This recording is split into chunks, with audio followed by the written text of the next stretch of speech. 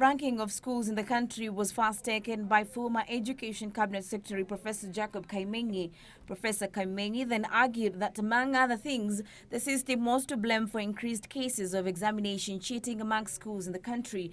As said during the release of 2014 KCPE examination, I wish to reiterate that with effect from the 2014 national examination, my ministry discontinued ranking at national, county, and even sub-county levels.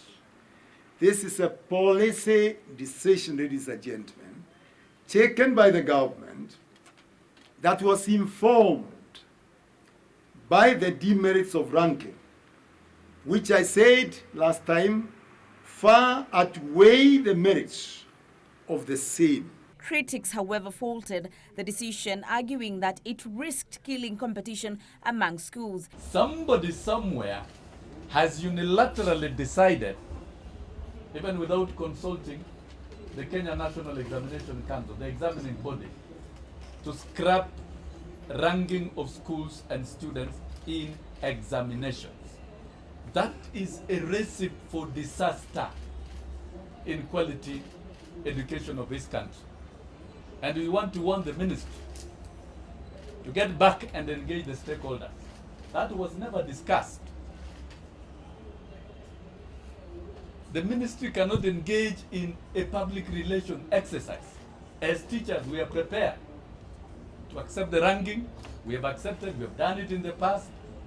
And ranking is one of the best practices in education.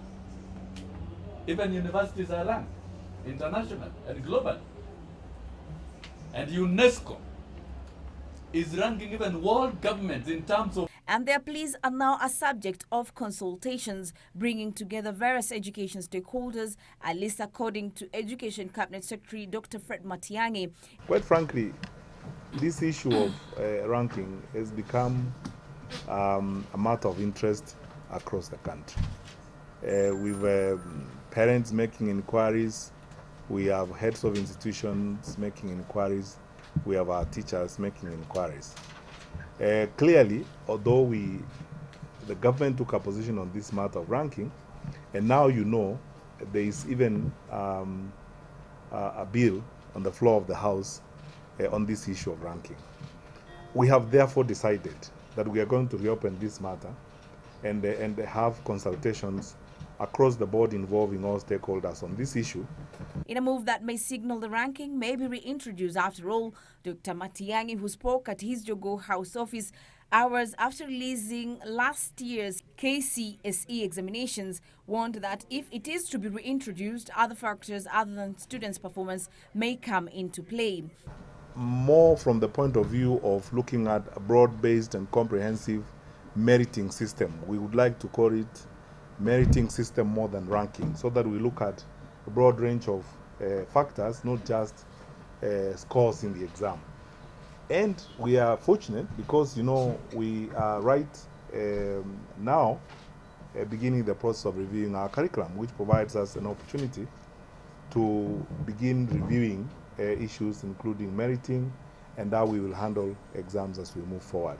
So at the right time, and that's why I'm very happy that I'm saying this in the presence of my colleagues, you know, Mr. Ndimuli and Mr. Witi, who represents the secondary schools heads association. Since the banning of the system, it has almost become torturous for education stakeholders to gauge the best performing schools and top students in the country. The media, on the other end, has been requesting students to send in their results to help gauge the best performing schools in the country, a move that in itself has been inaccurate and time consuming. Lynace Mwashigadi for Channel 1 News.